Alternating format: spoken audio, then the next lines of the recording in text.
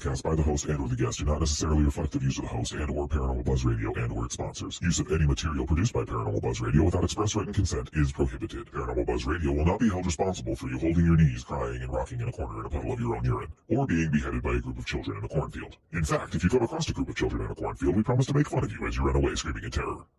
Listener discretion is advised.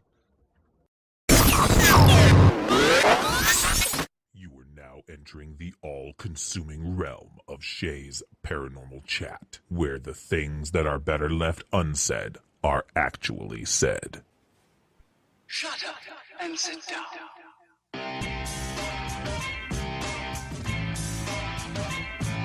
You're listening to Shea's Paranormal Chat. Paranormal podcasting done Shea's way. Tons of fun. Dude, seriously? A bit sarcastic. Hashtag investigator, not hunter. But always real. Don't get your panties in a twist. Oh my god, really? This is real, raw conversation.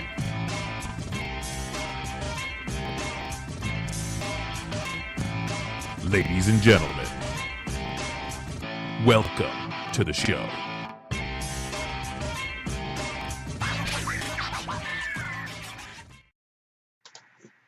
Hey everybody, and welcome to Shea's Paranormal Chat. Thank you for coming.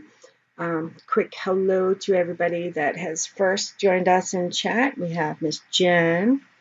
We have my partner in crime, my sister Nicole. We have Miss Kim, who is first in chat tonight. And to everybody that will be listening later on, thank you very much. We have tons to talk about tonight, so I'm not going to hesitate to introduce the next guest. And we have Miss Cindy, Sauer. There we go. Hi. Hi, how are you? I'm doing really good. How are you? I'm pretty good. I've been looking forward to the show and getting your story out there some more. Thank you so much. No, I appreciate you coming on and talking about this. It's not very easy to talk about, so. It helps, it helps to be able to convey it and to talk about things that I don't think people consider when it comes to the situation. Yeah. So, as difficult as it is sometimes to discuss, I feel like it's very important for me to do so. Not just for me, but for, the people that went through it with me and for people who might have problems themselves. So, yeah. Helping people along the way. Exactly. Yeah, absolutely. So, I don't have a co-host tonight, so I'm going to try to focus on you and chat, but I suck doing that anyways because I'm so used to being involved in chat, but that's okay. I'm all by myself tonight. And for anybody listening, John should be joining us very, very shortly here. He's going to jump on here when he's able to. So if anybody hears a male voice all of a sudden, they know it's an actual person. Yes, it is. So, let's start way back. Okay. Again, I know a lot of the story, but I'll ask as if I don't know. Right. What was your first paranormal experience? What got you into the paranormal? My first experience happened when I was around 4 or 5. And it was actually an incident where I saw my recently deceased great-grandmother in my bedroom at night. My sister and myself both witnessed it. We woke up in the middle of the night. She actually was nudging me and pointed to the foot of the bed, and I looked down, and there's a chair sitting, against the wall, and it's facing toward our bed at the foot of the bed. And in the chair was sitting my great-grandmother. And that was the first real experience I'd had. I really didn't, at that time, equate it with, anything paranormal. I'm not even sure that I really knew what a ghost was or what spirits were. I did know that my great-grandmother had died, but I didn't know anything else. That was all I knew. John says it won't let John is trying to join. Is he joining the right? Hold on. What's on?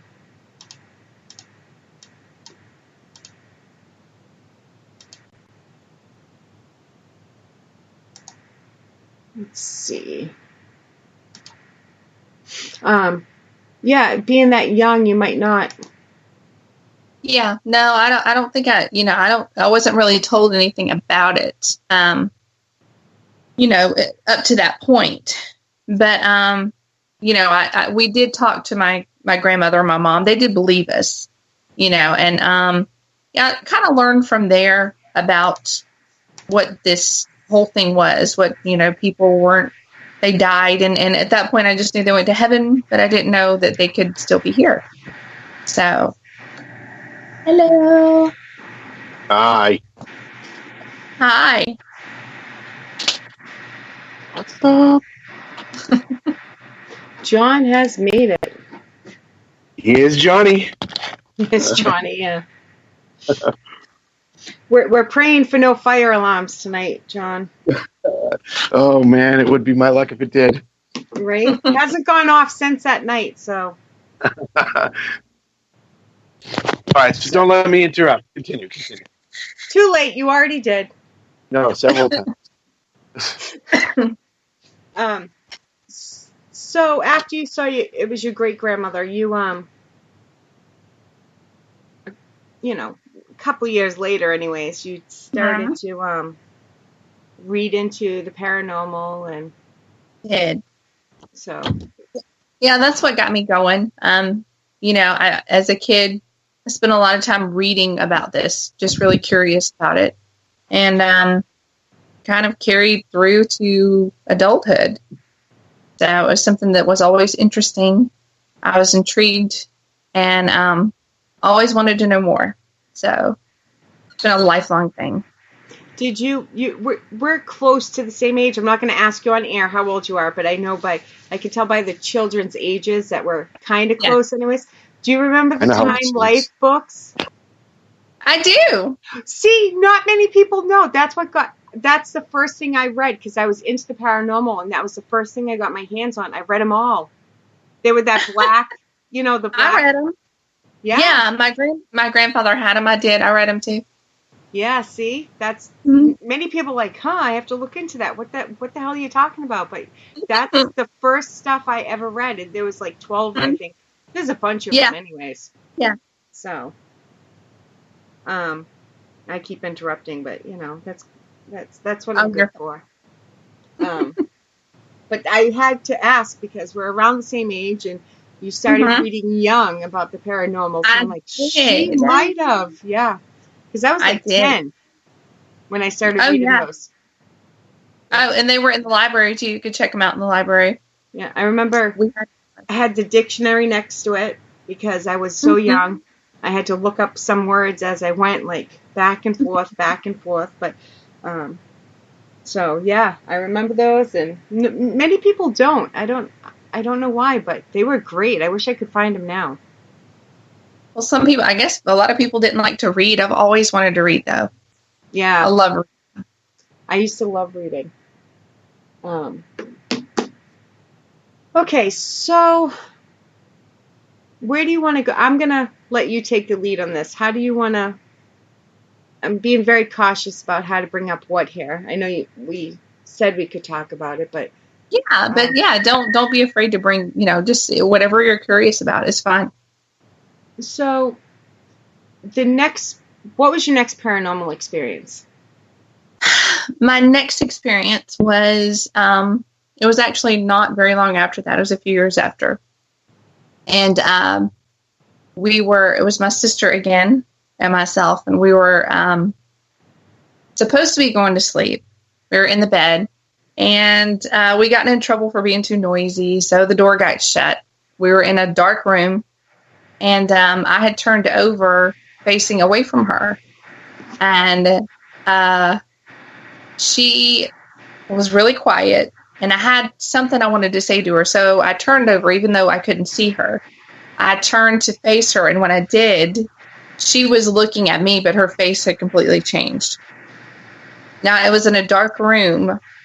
and I could still see this. It was almost like it had some iridescence or a glow to it. And her face had completely distorted and had like this wild hair and these sunken in eyes, and just it was pretty bad. And it was only for a split second, and I freaked out. And the light got turned on, and she was fine. And that was the second experience. How old were you then? I think I was about 7 or 8 then. Yeah. So, and it just continued from there. I would see things, hear things. A lot of it you just kind of brush off. Yeah. Yeah, you try to. And my family would talk about it. They would talk about things they'd experienced, my grandfather, my mother, things like that. And it just kind of seems to be a theme with my family.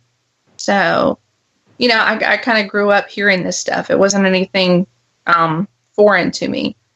And I think that's a little bit more too of what fueled my curiosity and caused me to want to dig further into it. And then as I got older, before shows, there were any shows on TV, I wanted to check this stuff out.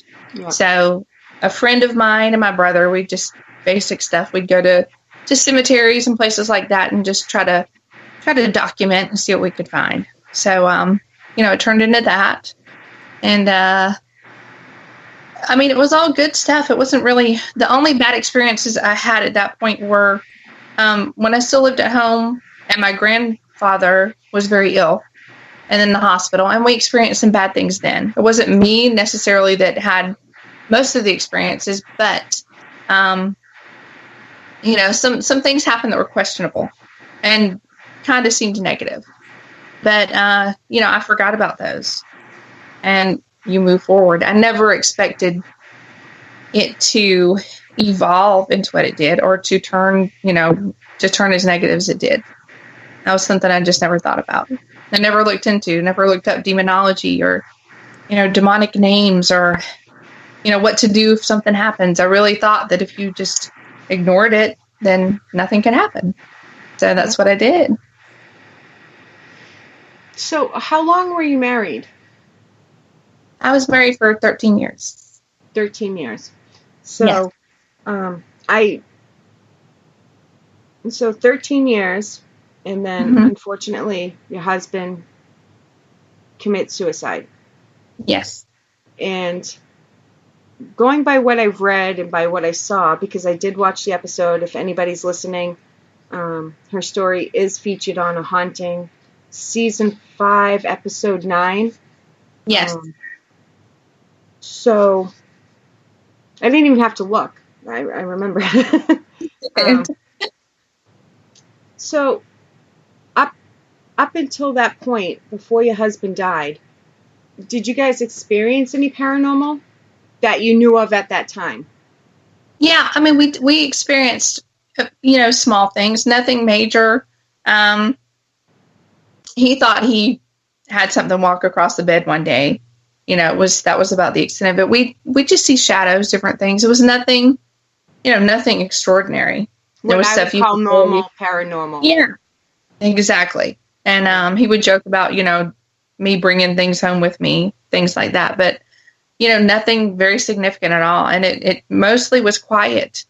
It never had any concerns. So, I did what I did. We went to these different places and nothing ever really happened. You were still investigating, or ghost hunting, as you call it, throughout your marriage? The last, 3 or 4 years I wasn't. Okay. I was no longer doing that. So, I'd kind of not really given up on it, but just put it on the back burner for a while.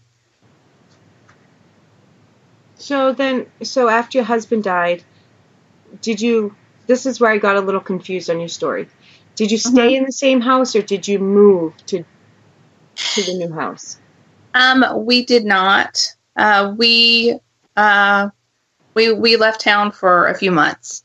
Okay. So, we did stay gone. I felt like it was best for us to, to be out for a while. And I wasn't entirely sure that I was going to be able to go back to the house. That was a big struggle for me. and having the kids. It wasn't really something I wanted to even think about, but I eventually had to make the decision to go back. And that was in The house Georgia, right? Yeah. Mm-hmm. And the house was paid for. It was mine, and it was just sitting. So I did make a hard choice, and I decided that we needed to go back. So did he die in the house? He did. He did. I'm sorry. Yes, he did. For your loss. That's okay. And, yeah, thank you. What's it? 8 years later, and I'm sure it still feels new. Yeah. Suicide's a little tougher than yeah. It's a little different to have to deal with. You come to a place where you have to accept that there are answers that you're never going to get. And I think once you come to that place, you're a little more able to move forward. So, yeah. But getting there is a struggle. I know. It is. It absolutely is. It really is. So you moved back to the house, and what was the first experience you had after that? Once we moved back in, it was maybe around a year later. So it was quite a bit. The first experience I had was being grabbed, and not just like being touched or nudged, but like forcefully grabbed.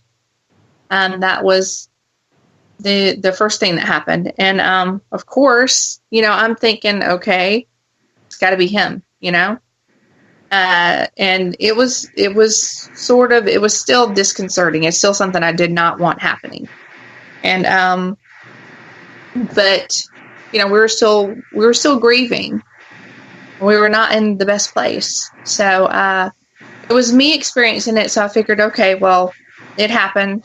Let's not let this happen again, and kind of move on. What are you going to do about it? I mean, honestly, what do you do?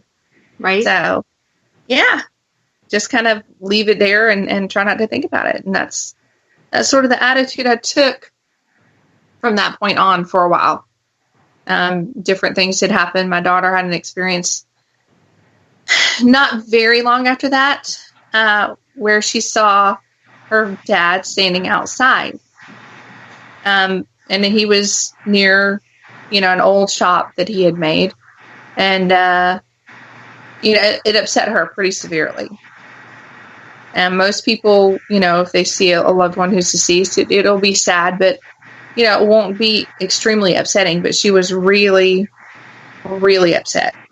I had to pick her up off the floor, off the porch, and bring her inside. We had to, console her and calm her down before we could even figure out what had happened. And she saw him out there.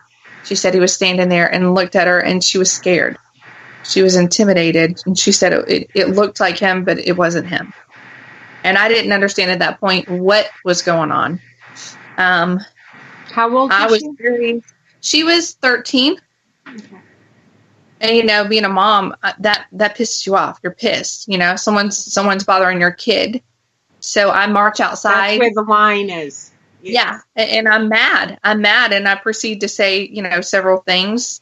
And am really, really upset. And, I didn't know what to do. And this lug nut comes flying out of thin air and just whizzes right by my head. And,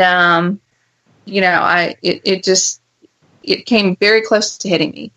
And after that happened, I just shut up and went back inside. I was quiet after that. I mean, did you take it as a threat, or did you take it as a sign? I took it as a threat as much as I didn't want to. It was very threatening. The entire situation, the entire incident to me was threatening. And because I knew Jim, I knew the person that he was, and also knew that he would never scare his child like that, regardless of what the situation was, that he would not ever do that. I knew that. I knew it in my heart. So, yeah, it was intimidating, and I did feel, I felt threatened at that point. I really did. But you still, at this point, didn't think of, not that anybody would, but you didn't think of doing anything. You just kind of let it. No, I didn't know. Let this stuff build up Yeah. until it gets too late.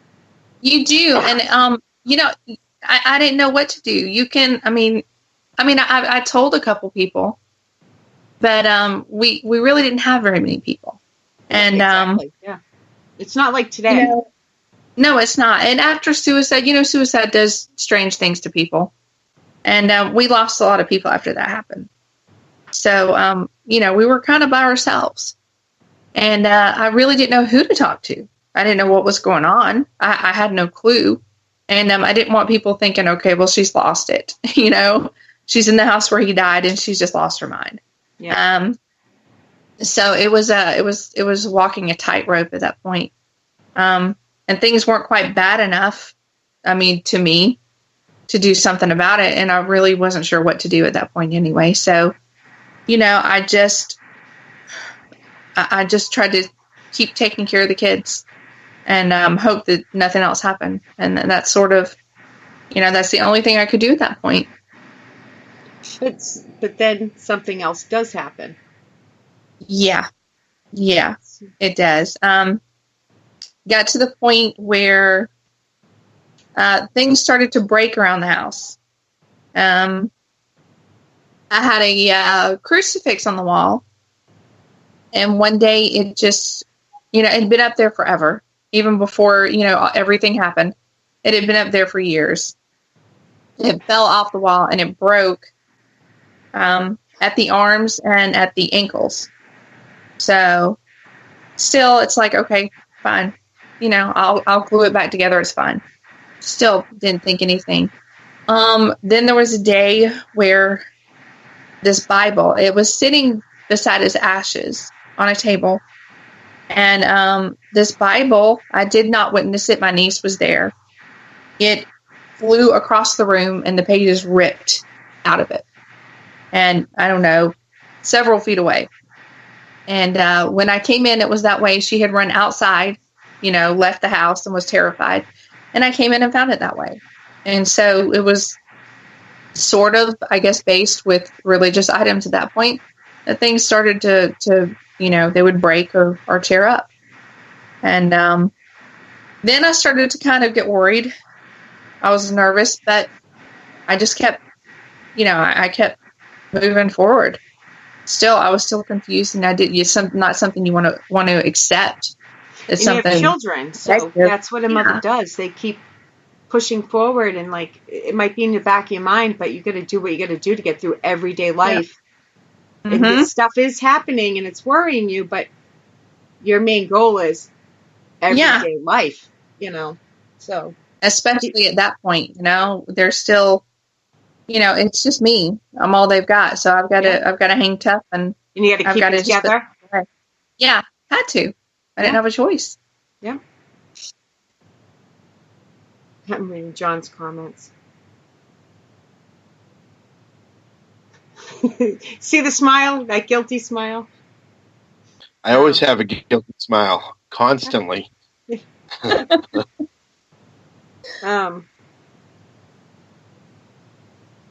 So when did things take a turn for the worse, even more severe than what's already happened?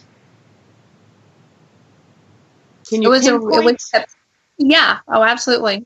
Yeah, to the day it was September 29th. 2011. And that's the day that I suffered my first attack.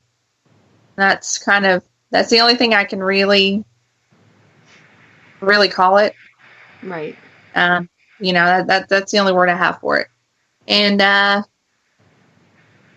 it was bad. I mean, it was really bad. And it's funny that even after it happened, I was still in a state of denial. I still did not want to think about that. And I still thought, okay, that was an isolated incident. I was in the wrong place at the wrong time. That's all it was, because it didn't happen at my home. Right. So I thought, okay, I'm not home. It's okay. It was something attached to that place. So I'm fine. Where were you? Do you want to? Was at an old abandoned house. We had decided to check it out, and we're poking around, and it just turned really bad really quickly. It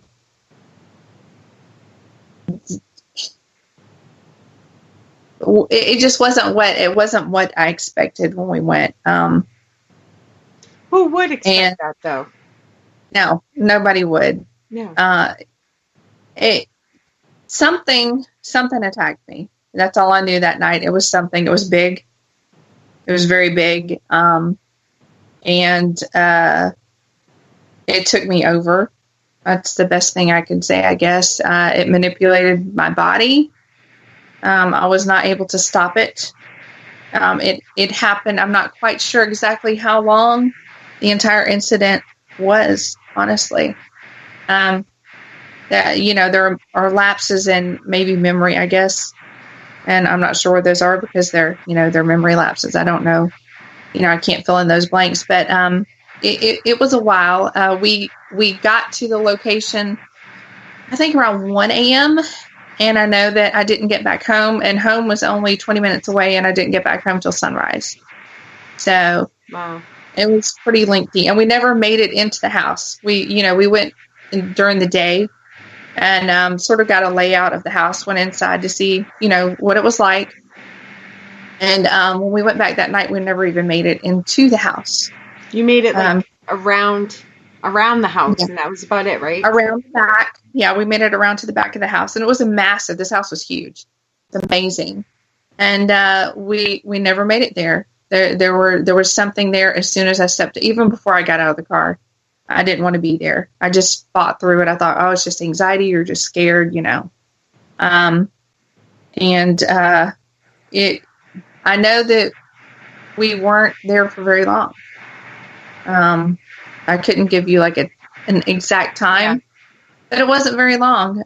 We actually had a recorder. We were recording, and we thought we heard a car pull in. So we went around to the, where we were parked, which was kind of on the side of the house under a light. And I was extremely uncomfortable. And it felt like there were things everywhere, just all around. Everything was sort of moving. It was really weird. The energy had changed completely. It was difficult. I was cold, and it was not a cold night. And I went to get into the car. I tried to get in, but the car was locked. And that's when I heard something behind me, and I turned around. There was a grove of trees. It was some kind of trees. I think it was pecan trees. I'm not sure. But whatever came through the trees, it sounded like it was ripping the trees down. And when you say sound, did you ever physically see it this night? Yeah. I saw it looked like vapor. I guess that's the best way I can put it. It looked like on a hot street, street on a hot day, if you're looking at a certain angle, it looked like that, very heavy, like a very heavy vapor. Was it dark or light? It was dark. Yeah. And, it's kind of transparent, and it had to be, it was tall. It was huge. It had to be 30, 40 feet. Wow. It was massive, and it just came at me. And I did not get in the car in time. And it just kind of spiraled downhill from there. We did leave at that moment, but it was already there. So it was with me at that point. So you guys, trying to word this right. So it either attacked you or attached to you. At this point, you're still not sure, but you started acting out. You said, your words were, it took over you. Yeah. Do you remember what you were doing and how it came to an end? Like, Yeah, a lot of these attacks, a lot of these incidents, I'm very aware of what's happening. I'm aware of what's going for the most part. Now there may be things, and I know there are things that I don't recall, but for the most part, I know what's happening. I know what's going on, and I understand. You just can't stop it. You have no control, but you're consciously aware of what you were saying, what you were doing. Okay. Yeah, absolutely, and mostly aware. There are times when it happens, and if there's someone there, I will ask what happened, or they will tell me, and some of it's fuzzy, and I don't remember parts of it, but I do know what's happening, because the thing is that it's very internal. There's such an internal fight going on with trying to push this out that you kind of get pushed back inside yourself. You have no control over any of your faculties. You really don't. There are times when, I certainly can't talk, and I can't tell anybody what's happening. And there are people who know their cues, things you can pick up on. There are sometimes I can't even breathe. Like I cease to breathe because I don't. And as terrifying as it is, like I know I'm not breathing, I don't have the urge to breathe. Like I just don't feel it's there. So it's an internal struggle in many different ways. Absolutely. That's a big thing that I would like. You want to fight it, but you don't really care to fight it at the same time. Part of you, yes. Yeah. That's what happens, because the part of you that they are so intermingled with doesn't want that to happen. But the part that is authentically and truly you wants nothing more than for it to stop. And so you're trying to fight to kind of resurface and to gain a hold on, your physical self. So when this ends, I can't even imagine the exhaustion. Like you feel in between. I can't even imagine the physical toll it takes on you, I guess is what I'm trying to say. It does. It's painful. It can leave you very sore. It's draining physically and emotionally, mentally, spiritually. It's draining. It's a big drain, and there is some recovery time. It takes some time to kind of even come around and to not feel disconnected and to go about your business. It's not that easy to just pick up and say, okay, well, I've got to go do dishes, or the kids need something to eat. So that's the hard part, I think. You don't want this to bleed over to them, to anybody. Yeah. To anybody. You don't want people to have to deal with it either. And it's pretty difficult to just keep going with your day after that happens, and pretend like everything's cool. But unfortunately, that's kind of what you have to do, regardless of how bad they are or what kind of toll it takes on you. You can't just curl up in a ball and have a pity party.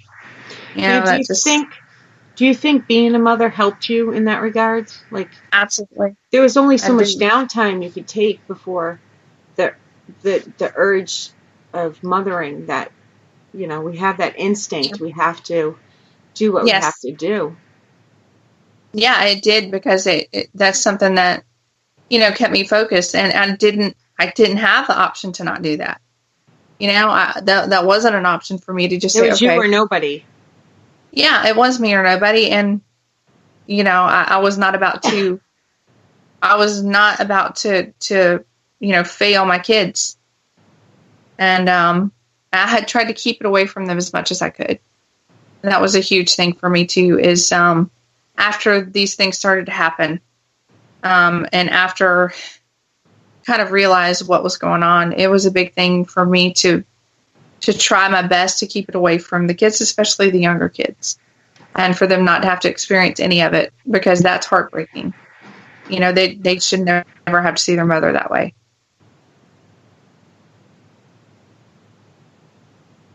How old were your children at this time? Do you remember, like, roughly? Yeah. At that time, my youngest was 8 when it started. And my middle one then was 13, almost 14. And then my oldest was 16. So my oldest left, you know, it was not too long after things started to get, you know, difficult that she moved out. So it was just myself and my two, you know, my 13, 14-year-old, and then my 8-year-old.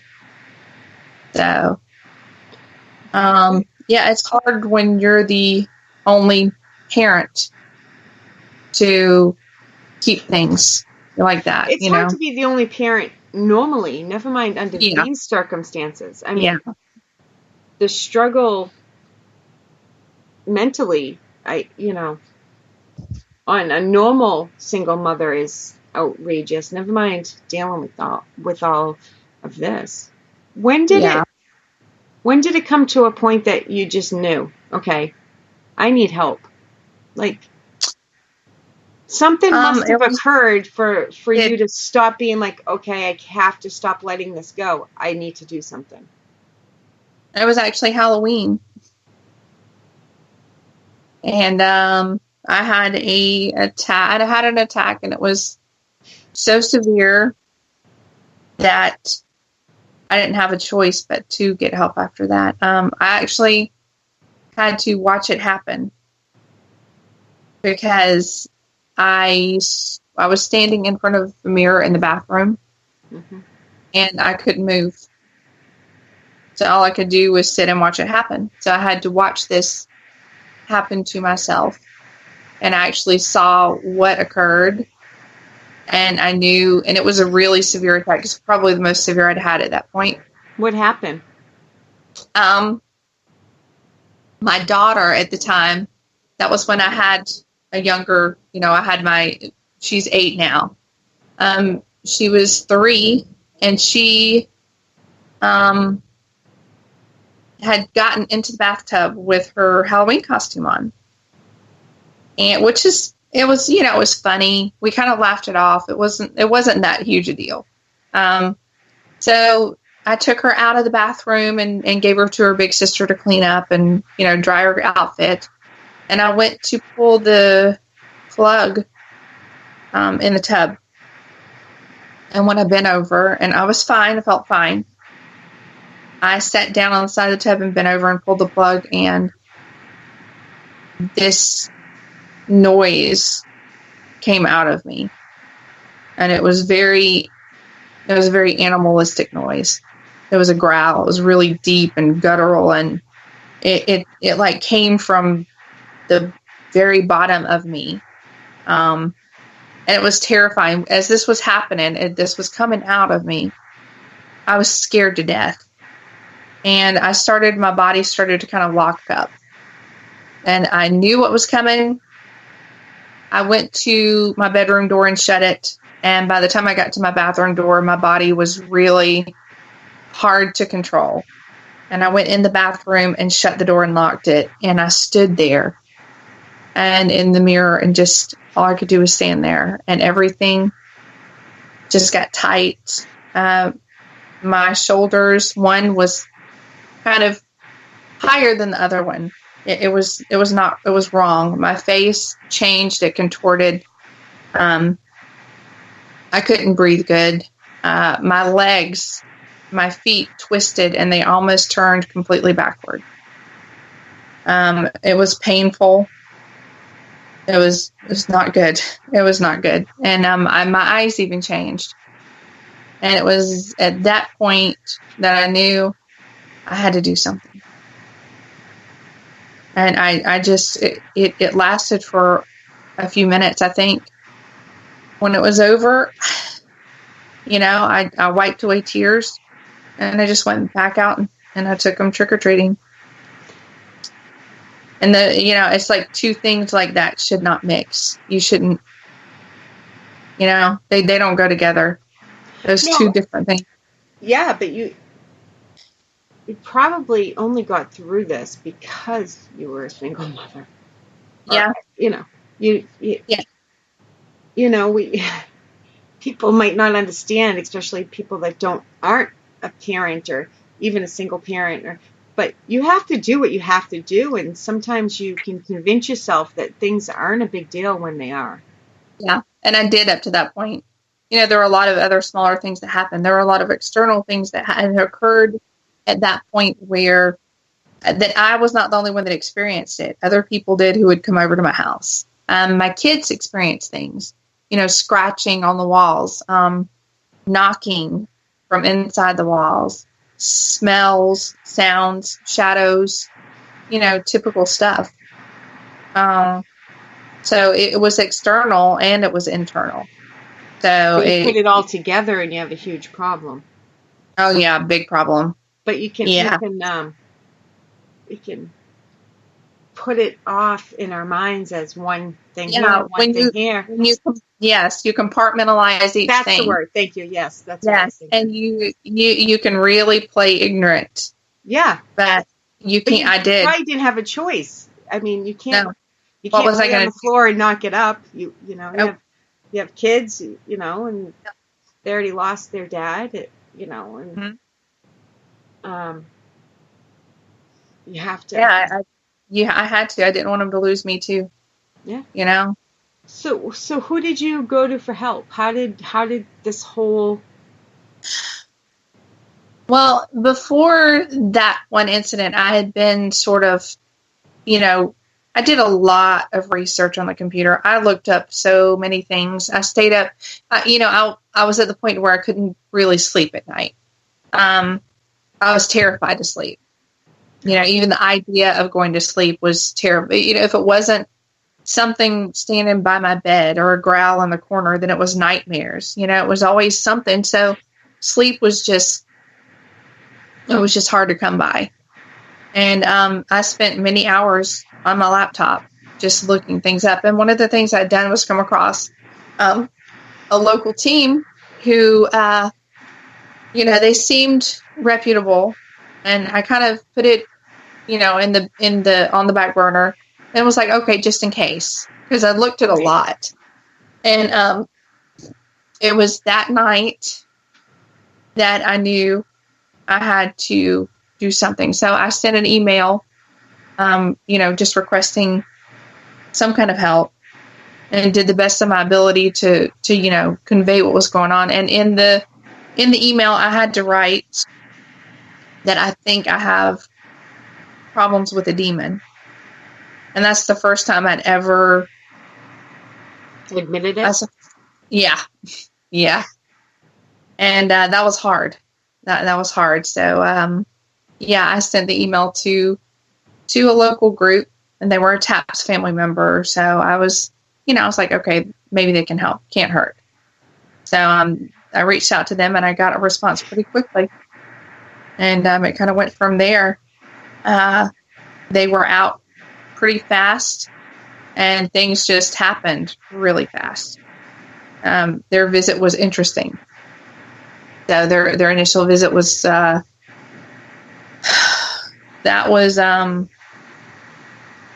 was strange. It was very strange. And that visit, they were, kind of convinced that I needed to talk to a priest. So it went that far, and within a few weeks of that is when Father Darren was scheduled to come out and talk to me. And all this happened, it started at the end of September, and it did not end until November. So, I mean, it's pretty quick, but it was... I'm sure it didn't feel it. Yeah, no, it didn't. So, yeah. So it happened pretty quick. So they got a hold of the priest. So the priest comes, obviously, the priest saw some. Was it Can I ask if what was it a Catholic priest? Not that it matters. I'm just He was an Orthodox priest. Orthodox. Okay. So yeah, and it had to be, he had to go through the proper channels and everything. The same So type of- yes, absolutely, because it's the same concept. It is Catholic. It's it's Orthodox Catholic. So yeah. Yeah, I'm not quite sure all of the interactions that happened between him and the paranormal group that came out that would have prompted him to, to want to do this and do it so quickly. I'm not sure. Did he witness anything, whether film or in person or? Yes. I figured, but I got to ask, Yeah, he absolutely did. I knew what was going to happen before the day that he came. It knew what was going to happen. You said they. And, Does that mean there was multiple? Yeah. Are you not sure? You think? No. Yeah, I know. Yeah, definitely more. It was sort of, no one ever said exorcism. Let's put it that way. They said he was coming to speak to me, but I knew already. And, I did not want it to happen. I agreed to it. It's fine because I knew I needed help, but about an hour beforehand, I was not doing well. And I changed my mind. Was it you that agreed to it? Yes, it was me that agreed to it. But yes. It was whatever was in you was like saying no, no, no. Yes. Okay. Yes. At that point, things were so integrated that there was, there was, it was hard to differentiate at that point between myself and it, there was that sort of it was order. Intertwined. Yeah, but it had disappeared. That line between the two had started to fade pretty well. And so it was hard for me to tell it sometimes if it was me or not. But I knew at that point I did not want it to happen. And I did not want him to be there. And things got really bad before he even came into the driveway. And I was left alone for a few minutes, and that's when things got really bad. And by the time all these people came shuffling in the door, I was in full on, a crazy mode, I guess. I'm not sure what to call it. I was done at that point. I had no control. So, when the priest walked in the door, things had already gone to hell. They went from bad to worse? Very bad. Yeah. So. Yes. So did he do the exorcism that day? Yeah, he did. He didn't have a choice. And he knew what he was going to do before he came. Is it, I don't know how to word this. I'm assuming he came back more than once? No, not at that point. Not at that point. No. But no, this was the first time Did he ever though? Like, is it like my question? Let me reword it. My question is it one exorcism, even if it's multiple times, or is it multiple exorcisms? It would generally be multiple. Okay. Because I don't think that either party can handle something that difficult for a constant amount of time. So that's what I mean. So it's not you had one broken down into different sessions. You've had multiple exorcisms. Well, it's not one and done. It's not one and done. It would, from the story that I've heard this story a million times, and it's never changed every time I hear it. No, definitely not. I just mean, how did they? How did? Yeah. No. It's not one and done. No. Right. No, it's definitely not. But it's considered multiple exorcisms, is what you know. Yeah.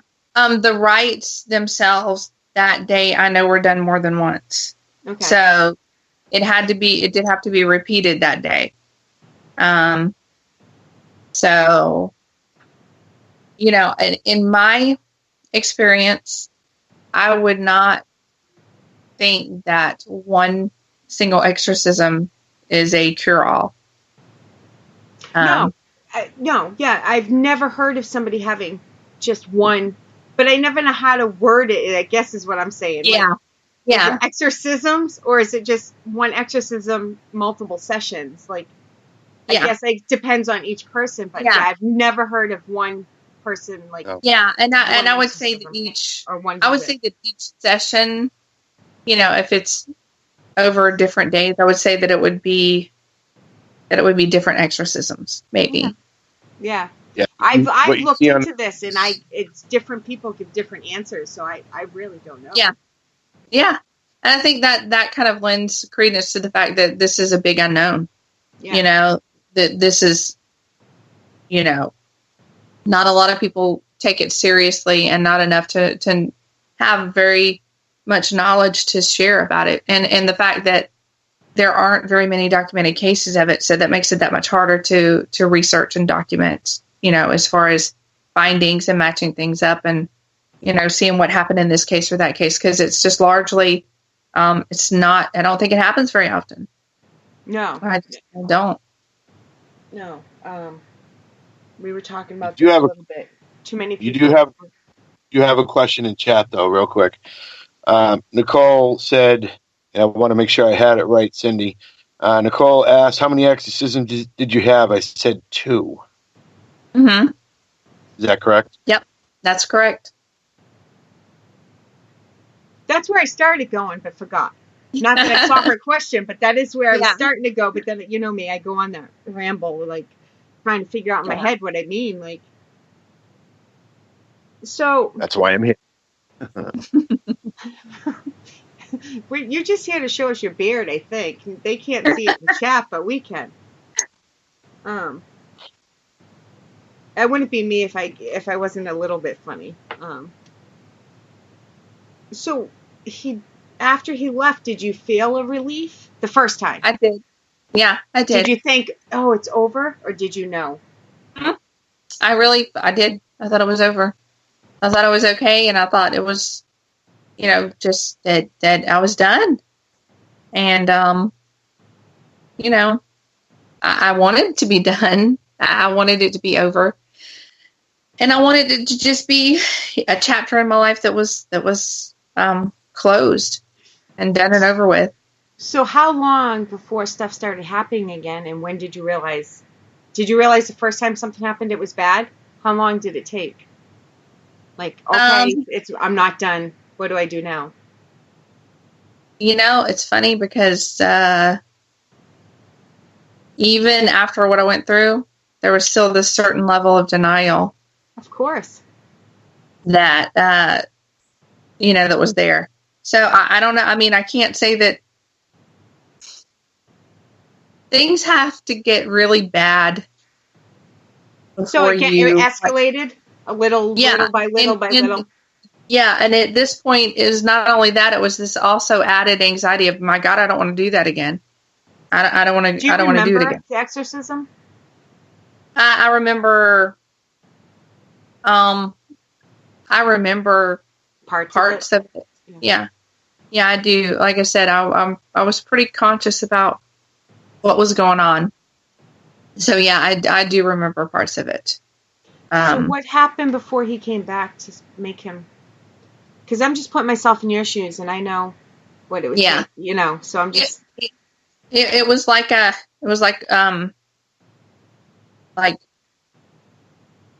bad nightmare all over again. Really, it really was. It was a lot of the same stuff. It was familiar, but I thought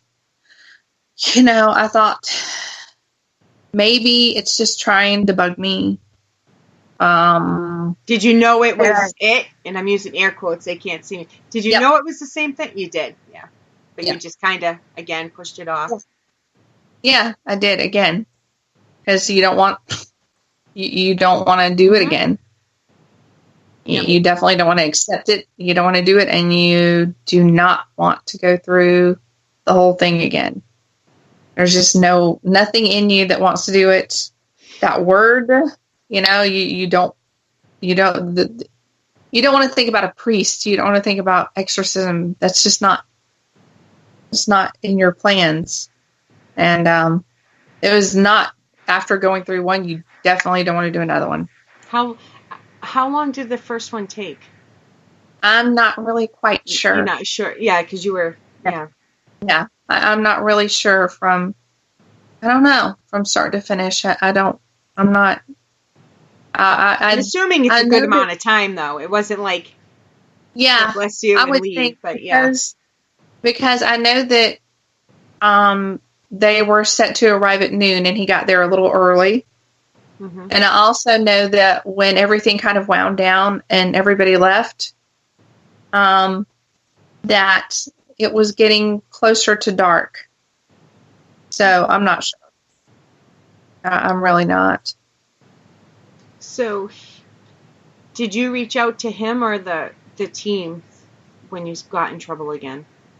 When you finally admitted that you were in trouble, not you got in trouble. I had spoken to the team on several occasions because I was being approached to do different things. One of them wanted to write a book. Another was approached by Destination America. Yeah. So, I was in the throes of that as well, and speaking to him about this stuff, and, telling him that I think something's going on again, and, they were like, well, just keep a check on things, and giving me some advice on what they think I should do. But, I still was hesitant to call the priest. I did not want to do that. Just didn't want to do it. So I held off on that. I just, you kind of keep a stubborn attitude sometimes, and you really, no matter what happens, you're still not ready to throw the towel in and say, whether even, I agree with that, but also if something's attached to you, or if you're still possessed, there's something in you also saying no. So you have your own stubbornness and not wanting this, but you have that inner thing saying, no, you don't need this. No. Oh, yeah. Saying more than that. Regular conversations with these things. Yeah. On a regular basis, speaking to these things. Yeah. Making bargains, wagering with them. Things you shouldn't do, but at that point, it's like, what are your options? But hearing them on a regular basis. You talk yourself out of it. Yeah. It sounds like it. It sounds like you almost knew what you had to do, but you're like, no, it can wait, or it's not that bad, or. Well, they would tell me things. They would say, you're not going to do that. You don't, if you do that, this will happen. If you do that, that you're going to have to go through this again. You don't want to do that. And just, and it convincing me that I was better off with them than without them. So, that was a big one. That I was just crazy and imagining the whole thing. No, that was a big one. Oh, that you're really just crazy. And none of this is really happening. And this is you. This is your brain. It's just, you're just insane. So that was another big one. I'm not going to believe you. And I can. Oh, yeah. Yeah, I can imagine. Yeah. A lot of that. A whole lot of that. So, between all the internal stuff, the conflict, because it's huge. That's a huge part of the entire thing, is the internal conflict. And the inability to do anything about it. You can't pray. You can't go to a church. You can't. You have to stop. You have to stop trying to use religious items to help, because it only makes it worse sometimes. So you give up on all that. Also sounds like the inability to know what is really your thoughts and what's not. Oh, it's so intertwined. It is.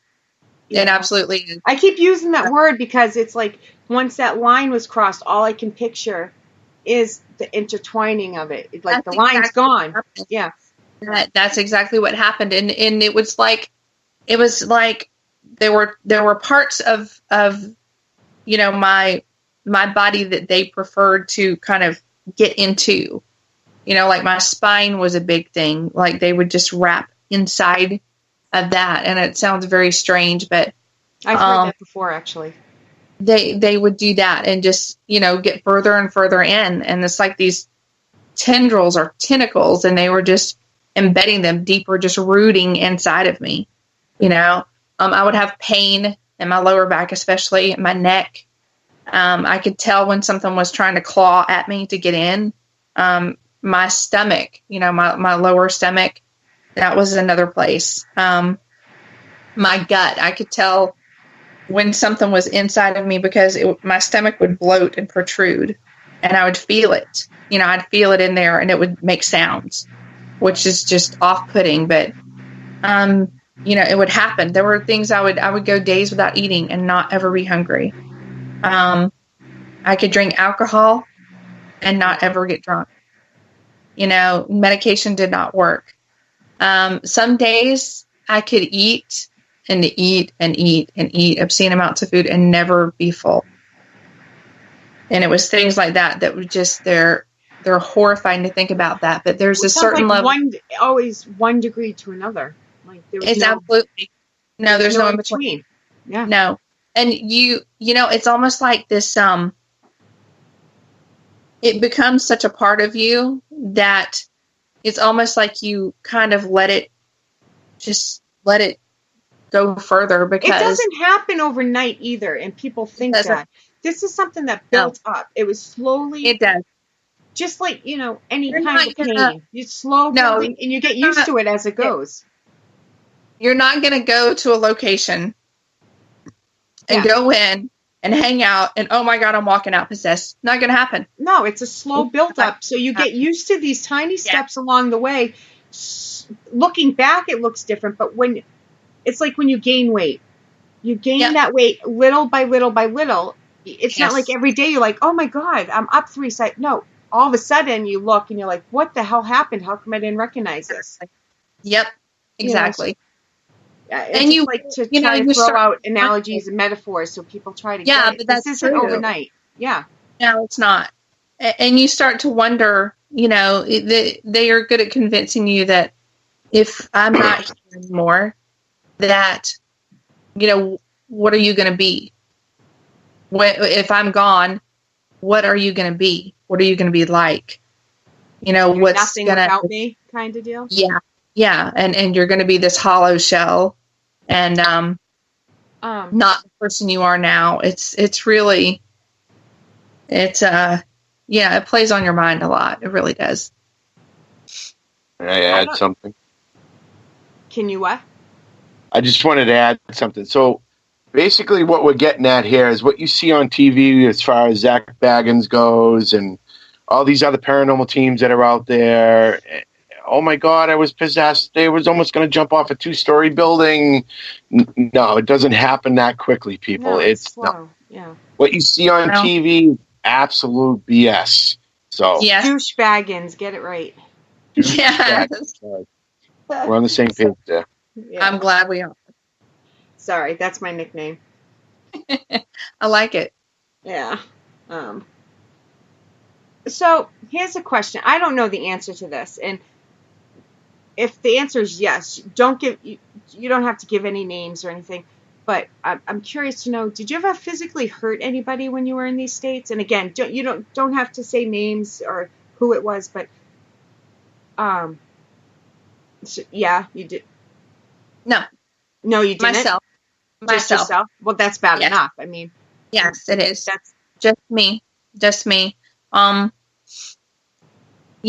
think me as a human being, just the person that I am, I can't hurt people. So you think you fought? I know I did. Yeah. I could not let that happen. And I did not let it happen. Myself, that's different. And I would have bruises and bites, and some of them were from me, some of them were not from me. I was bruised a lot. I woke up with bruises on my legs a lot, my arms, my stomach, my shoulders, my chest, sometimes on my face. So bites, scratches. That was kind of normal. That was a regular occurrence. So, but I never what we call normal. Not we, because I've never dealt with anything like this, but as in general. It's funny what we call normal, because it's not normal, but to you, this was an everyday life. This was how it was so normal that looking back, this was my main, I'm interested in your story, don't take me wrong.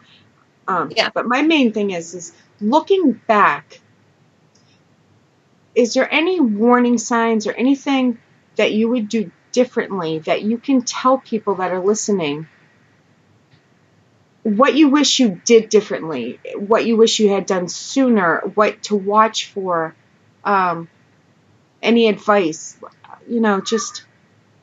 I'd like to say that that I would have sought help sooner. I'd like to say that, but I don't know. I can't say that I would have. I think that anybody, should you seek help as soon as possible? Yes, you should. But it's going to be different for different people and to different degrees. And you're not really going to know, to what extent it's going to go, or if you're dealing with a demon. What I would say, and the reason that I talk about this so much is because, I hope that people can hear this and take something from it. And if they're having similar problems, even if it's just, the beginning stages, just reach out for help. There's help, there's definite help. Is it easy to find? Not really. It's really not. I got lucky on my first try. It is not easy to find. Authentic teams are not easy to find. People who can deal with this stuff are not easy to find. People who are willing to deal with it, who are willing to stick their necks out, in situations like this and put themselves in harm's way to help a stranger. That's a lot to ask. They did it for me. I have people that help me to this day. They do it, and they don't have to, but they do.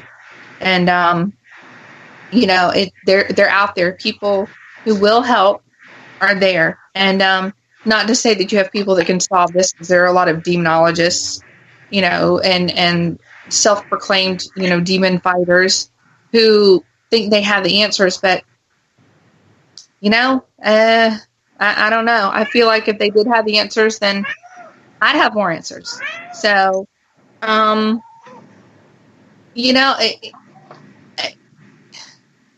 can't say that I would have done anything differently, honestly. Maybe the second time around, I would have not been in denial. How about let's reword that.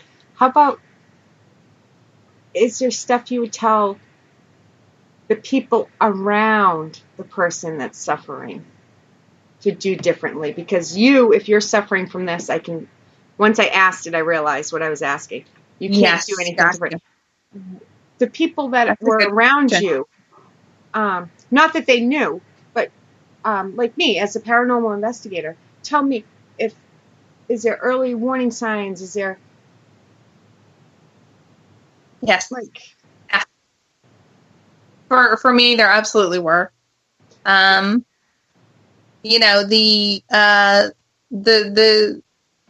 It sounds cliche, but the religious items that were being destroyed, that's kind of that's kind of an indicator. And having said that, but you don't know for sure if it did just fall, or if gusts of wind blew it, or it's there's a fine line that you have to walk. People who are experiencing it around this person, I don't, from that point of view, I'm not sure that I could offer it. I'm not sure if I can offer anything up from that point of view, because I've only dealt with it from this side. May I? You may. All right. So let me give you kind of a Johnism here.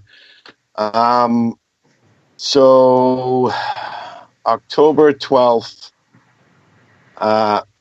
Miss Cindy joined Unexplained Paranormal Research with, in Massachusetts. And, geez, it was Saturday.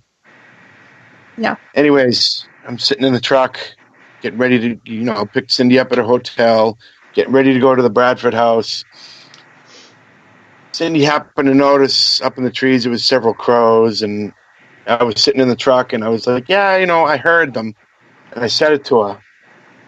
And I don't know why I said it, but I did. And so I was kind of watching her. Now, from my experience, I'm a hunter. I always watch my dogs. The dogs will always tell you when there's a bird around. They'll point. There's the tell signs of something there. And Cindy got in the truck, in the passenger seat in the front, and I just happened to know she's just sitting there. Like, why she still got the door open? You're sitting there like, did she forget something? And it was just one of those things that all of a sudden I just knew something was up. Now, I am a self-proclaimed skeptic to the nines. But when this started happening, I knew something was up. So in my first aid kit, I always carry sage, tourmaline stones, rosaries, frankincense, and myrrh. You never know when you're going to need it. You never know. I've never, ever broke into it and never had to use it. So she sat there in the truck, and I'm talking to her, and she's not responding. So I don't know what happened at this point in time, but I got out of the truck, went into my first aid bag because we were off to the Bradford house, reached in, grabbed a rosary, didn't tell her what I was doing. Get back in the truck, put it in my hand so she could not see it. And I said to her, open your hand. And at this point in time, she slowly rolled her hand over, but couldn't open her hand. So I physically opened her hand, put it in her hand, and closed her hand. And then I said to myself, probably time to hold on, because I don't know what's going to happen. I've never, ever, ever, ever in my time doing this ever experienced anything like this. And as soon as I grabbed on, I held on. I was afraid I was going to jam that rosary right into her hand and cut her wide open. But it's funny how a lady of her stature is 5'5". I'm almost 6 foot tall. I'm a good sized dude. Can all of a sudden start to overpower you, which I thought was really, really weird. She's either on steroids or she's lifting. She's doing something, man. This girl's strong. Holy shit. She started pulling her hand out of mine. I had no choice but to apply pressure and hold on. And so the next thing that came to mind was just stop praying. Just do something. You got to do something. You got to help this girl out. So I started throwing out the Lord's Prayer. And as soon as I got about halfway through it, I forgot it. I couldn't remember it. And then all of a sudden, it came right back to me again. I'm like, all right, doom. So I started saying that. And then I got into the St. Michael, which I should have done first. But I started the St. Michael, and I just started doing that, praying to him, asking, please come help, da-da-da-da-da, so on and so forth. And then when it's all of a sudden, the sounds started coming out of her. And I'm like, I wasn't scared at that particular point in time. I didn't even know I was really doing what I was doing. I was aware of what I was doing, but it was just almost like instinctively, it just happened. And the sounds, the snarls and just guttural sounds that were coming out of this 5'5" lady was just like, wait a minute. So I didn't have time to be skeptical. I just reacted. And when it happened and everything started to seem to calm down, I started calling to her, come back to me, come on, come back, just keep coming back. And finally, she came back and had really no recollection. She said the only thing I remember was sitting in the truck, and that was the end of it. So anybody that knows me and is hearing me tell this story, they're probably like, oh, shoot, this guy? Really? Yeah, well, I did experience it, and it was rather strange because the strength that she had. 'Cause I work with my hands all day long. I'm not a small guy. I'm pretty strong, and she was just about pulling her hand out of mine, and I couldn't believe it. At one point, I had two hands on her one just to hold her and keep that I was doing everything I possibly could to keep that rosary in her hand. Because if I tried to put it around her neck, it would have been a fight, and I knew it. But it was really weird when it happened because, again, I just got out of the truck. I knew what to do. It was weird. It was really strange. So, I mean, what I'm trying to get at, moral of the story is, pay attention to your dogs. Your dogs will tell you everything. You see somebody and you know they ain't right and you know this person, start taking that into consideration. Oh, let's start reacting here. Let's go ahead. Let's do something. Doing something is better than doing nothing. Turning around and running away and not helping somebody because they fell down, and I think it's the most stupidest thing in the world. And at that point in time, she needed it, regardless. So after that was all said and done, and those were her cues: the dazing out, the snarling. Her body was starting to contort a little bit. It was just, she was fidgeting. It was just not right. It wasn't her. So those were her signs. There have been times when we've been talking that she's been able to tell me, but not all the time. And it was just really, it was strange. I knew what to do. And then when it was all said and done, we took some frankincense and myrrh oil and just, the Father, Son, and the Holy Spirit on her head. And it went away. I mean, I'm no demonologist. I'm not a priest. I'm not ordained. I had no clue what I was doing. None. Zero. I am not an expert, a professional, even though there are none in the paranormal field. I knew nothing. And it was just amazing how I reacted. Yeah. It was weird. I can't explain it. I just can't. Nope.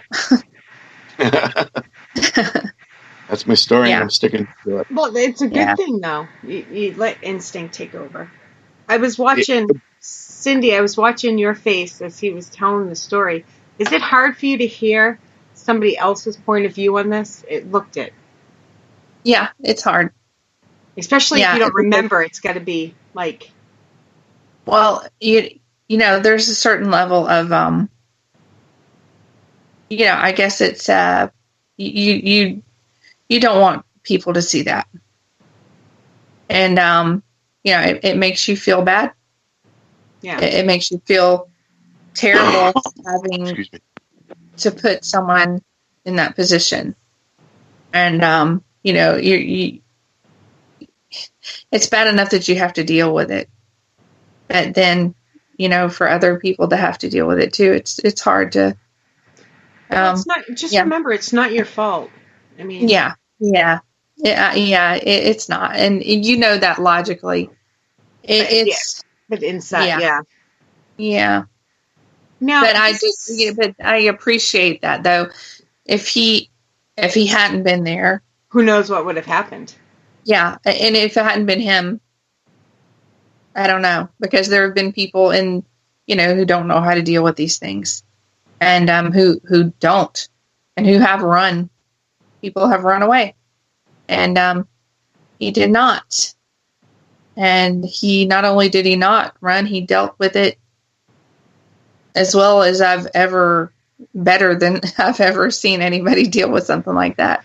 And to be able to, when it's all over, be like, "Yep, okay, let's go do this." And go big or go home. Yeah, and I just, what do you do? What do you say? Contrary to what people think, and I could be wrong too, but this I'm going to give you from what I've gathered, and so tell me if you guys don't agree. But once once you have been possessed or have, it's not like you can have 1 exorcism, 2 exorcisms, 3 exorcisms, and then you live happily ever after. Isn't it kind of like when you get sick, your immune system kind of weakens? This is something you have to fight for the rest of your life. Even might not be with this one thing, but does it make you a little bit more open for more negative to come in? Yeah. And you know what? From my experience, it's kind of like once one of them knows you, they all do. You're sort of familiar to every one of them. Which is a frightening concept, but the fact that it's many and not one. It's just something you have to try to wrap your mind around and deal with. What do you do, or what would you advise people to do to fight every day for a healthy, what do you do to keep yourself healthy? Try to keep this at bay as much as you can. Well, no, you have to know the things that, there are certain things that will be triggers, certain things that, not necessarily a trigger, I think that, but that make you more open, if even being physically sick, mentally or emotionally weak, and in any way is, anything like that. I keep things around the house. I have rosaries. I have this one. This one is still, I've got it and I'm going to keep it. And it has not broken yet. What does that tell you? Yeah, exactly. So, yeah, he gave me this. I've had it since then, and it is not broken. They usually do by now. It would have broken. And so that's the actual one I gave her. It is. That's the one. So, I have holy water around. Now I do have frankincense and myrrh. I usually sage on a regular basis. I haven't lately. But these are things that I do. I know the prayer of St. Michael like the back of my hand. I know other prayers and I say them often. But these are things that I just are part of my life now. And you're always searching for something else that you can do. You just incorporate it, Is you mentioned health. Health. How about mentally healthy? Because I'm a big one that thinks that your husband's grief, depression, any of this can bring you down to a level that can make it easier for something to attack. It absolutely can. Any sort of stress, any sort of anxiety opens you up to it and makes you more pliable. It just does. Makes you weaker and it's harder to fight. I've had so many people tell me, you need to stay strong. Just stay strong, have faith and stay strong. A, what does that mean? And B, I'm a human being. How the hell am I supposed to stay strong all the time? No. Right. Just doesn't happen. It doesn't happen that way. Not in the real world. No. So, that's why you need to have the backup if you have all these different layers. Yes, you do. One wall falls, you still have the other ones, hopefully, to protect you. And it's a huge one. And yes. Go ahead. No, go ahead. All right. Well, I think the other thing, too, is you need somebody that's going to be by your side. You need somebody to talk to when things are getting too stressful. You just need love, whether your friends, your family, your other half. You need that love, and I think that's stronger. Healthy environment. Right. Support system. It's a huge one. And that has helped me. You know what? Compassion and love has helped me up to this point more than anything else has. That has helped me. Well, yeah, because the more compassion you feel, the more love you feel, the more, especially self-love. The more you self-love yourself, the stronger you'll get. So if you have people on the outside, the stronger you'll get mentally, physically. Yeah. I mean, I strongly believe that, not just about ghosts and demons, in life in general. Love is a powerful tool for absolutely. It really is. And in this case, I'd have to say it is very powerful. It has kept me stronger than anything else, than any one thing has. So be acceptance too. People just accept it, and okay, it happens. It's part of it. What we're going to go through, and I know you have to deal with this, and that's okay. And that's rare. That's very rare. Here's a good question. My sister Nicole has a good question. Mm-hmm. And I've always wondered this question myself. I am a religious person. She is not. Yeah. Yeah. And for me, I always answer it with, well, maybe if it's what the person believes in themselves. But here's her question. What if you're not religious? What would you do to deal with it? Even though, that makes sense. That's a valid question. Yeah. I'll start off by saying this. These things don't care what your religious belief is. It's what you believe, though, right? Yeah, it is. What I'm saying with that is, it's an equal opportunity thing with them. Yeah. Secondly, as far as what you believe, I have employed different things from different religious beliefs and backgrounds and spiritual things in order to help me to deal with this. So I grew up, in a Christian home, and I believe in God. I think my perception of God is a little bit different than, what traditionally what Christians feel like, and are taught. But I have done, different things to help deal with this that weren't necessarily, what Christians would do. Nothing bad, but, just different things as far as burning sage, some Native American practices, things like that. So, it all it is a belief thing. And if I had all the answers, then, I'd be telling a different story, but I don't have all the answers, and I can't say for sure exactly what you should do. There's no manual for it. There's no book that you can pick up and, say, hey, this is how you get rid of these things. Cause I don't know. I'm not sure. I think it's all about, whatever that one person believes. If they believe in Mother Earth, if that's what they believe, but also your intent. Whatever your belief system is, don't rule anything out. Don't stray away from certain things. Don't say, okay, I'm not Christian, so prayer is not going to work. Don't say that. Don't be afraid to try something until you figure out what works for you. Yes. Don't close yourself off, because that's not going to do any good in the long run. It's really not. Well, I can honestly say that I was raised Catholic. Okay. That's kind of funny because Catholics do not believe in the demons. Well, yeah, to a point, but I am not. I'm Catholic, I am not a religious person. Okay. Yeah.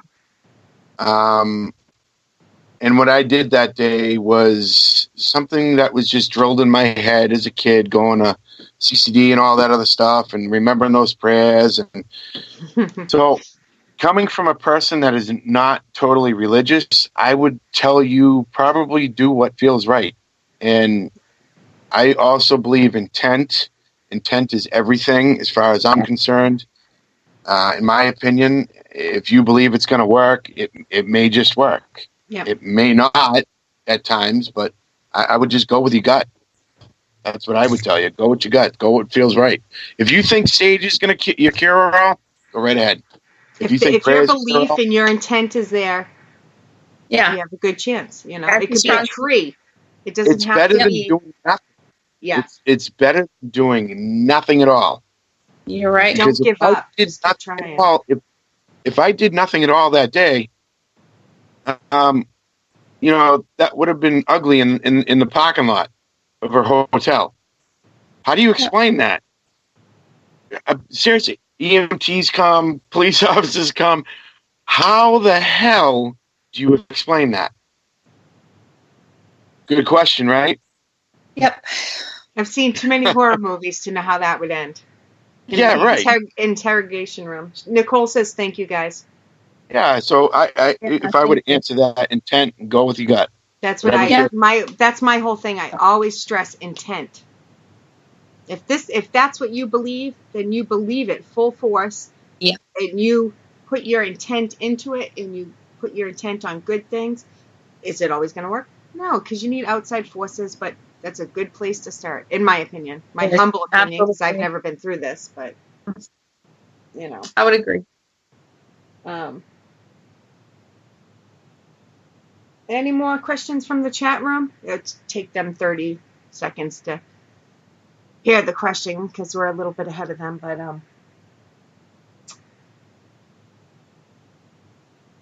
I forget what I was going to say. Hey, that's not bad. That's the first time today I forgot what I was going to say. Well, first time on the show. Not first time today, but the first time for the show. No fire alarms went off. That's good. You know, I get it, trying to end it with a smile, Is there anything that we've left out that you want to share? I mean, I know I skipped around a lot, but, Yeah, no, I think we covered a good bit. Yeah. Yeah, I think we covered a pretty good bit.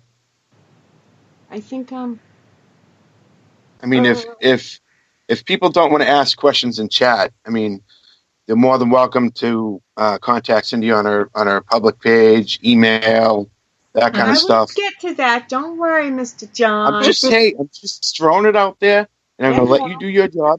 Just throwing it out there. He knows I need a little help sometimes with my, Yeah, I've come a long way since back then. Like I said, you were my second episode ever, and then the fire alarms went off, and it was downhill from there. It was just like, fuck it, let's have fun. Let's tell some people off, and that's pretty much where we went with that show. Let's see, I think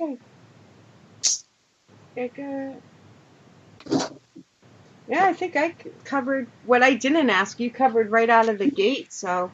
Yeah. They're saying very good show, very interesting, very interesting information. Mm-hmm. Also, too, I do want to say that if people want to know more, and get a more in-depth idea about, the whole experience, I do have a book that was released this year. And you can find it on Amazon. Yeah. And it's called The Exorcism of Cindy Sauer. You can also find it on Dark Moon Press, their website. Also, you can find it on my public figure page, which is Cindy Sauer on Facebook. If you would like a signed copy, just message me and we can work something out and get you a signed copy. So... it is out there. It does tell the story a lot more in depth, and it really does give a viewpoint about the internal struggle, about what it's like inside to have to go through. So, I'm sure it's a good read. Well, I mean, I have not read it. I have. Yes, he had. Was it a good read, John? The book. When she's writing the book, you can actually see yourself within the story. Not yourself, but you can actually see her. Place yourself, yeah. Yeah, you can place yourself in there, and it's the description throughout the entire book is phenomenal. And you can, if you have a very good imagination, you can really see this story. I mean, it's great. I mean, it's awesome. That's when you know it's a good book and a good read, when you can put yourself in there. Again, anybody that wants to see her episode, I think it's on your YouTube, but I know it's out can find it anywhere. Yes, you can find it on YouTube. If you contact my public figure page, just go, it's Cindy Sauer on Facebook public figure page. Yes, it's Cindy Sauer, Sauer. You can go on there, and one of us will get back with you and. I've shared your page multiple times. Okay, okay, great. And we'll pop a link up to the episode as well. Anybody that watches the episode, remember, they're trying to fit a lot into 40 minutes. They So are. if you want the full in-depth story, you got to read the book. Yes. Definitely. Absolutely. But the episode was really good. I don't watch paranormal TV, but I've always liked the show, The Haunting. Yeah. And your episode, it was really good. I mean, I Yeah. know They did a good job on. Yeah, they fit a lot in, and but that's why I like it, because they're not trying to make it look like, look, it's a documentary, but they did a good job. So I think they did. I was happy with it. They were troopers. Those guys. Yeah, definitely were. My sister said, as she was talking about her story, I could picture the whole episode. I've seen it so many times. Oh, wow.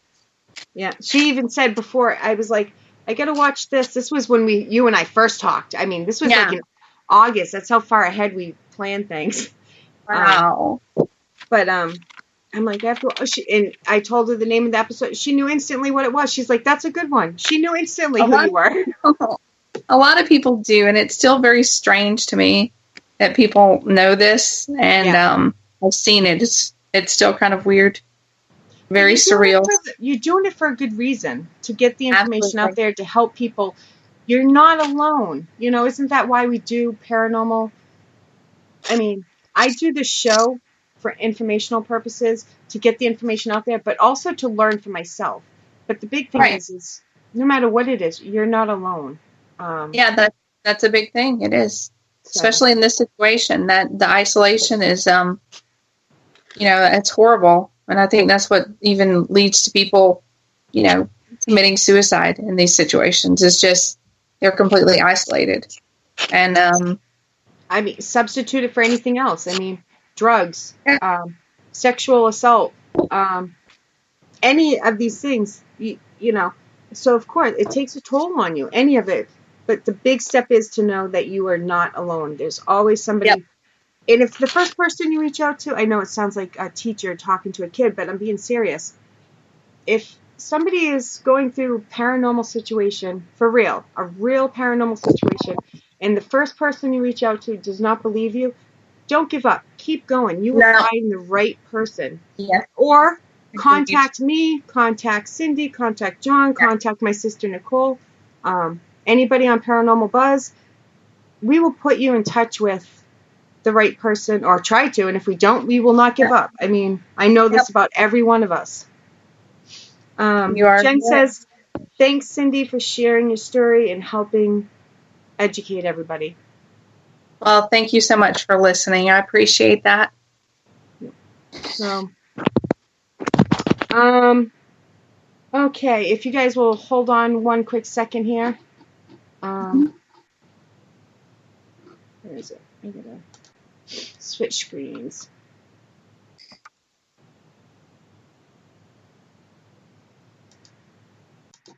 There we go. Okay, guys, I want to throw some shout-outs up there really quick, and I want to thank everybody for staying extra long. We kind of knew this would go longer than normal. Thanks to Jen, Nicole, Kim, Wolf, Alita, Jen. I'm missing somebody. John was in the chat, too. I can't scroll all the way down. I'm missing a couple people, but thank you to anybody that listens later on. We always love replays. Maybe we can get Cindy and John to come back sometime. That'd be great to do a follow-up. Let's see. And they're saying yes. I know you guys, they're muted, but they are saying yes. So, Sunday, 8 p.m., The Skeptic and the Psychic with some bitch named Shea and Miss Psychic Gen D. We are doing Halloween Haunted Legends. Monday, the 29th, is our spectacular Halloween show. That one will be live on YouTube and Spreaker. Magic Monday with Brittany and Benji. Special guests, Jen and Shea. So it's going to be a fun, full week of Halloween specials. And thank you guys, and I hope you have a great night.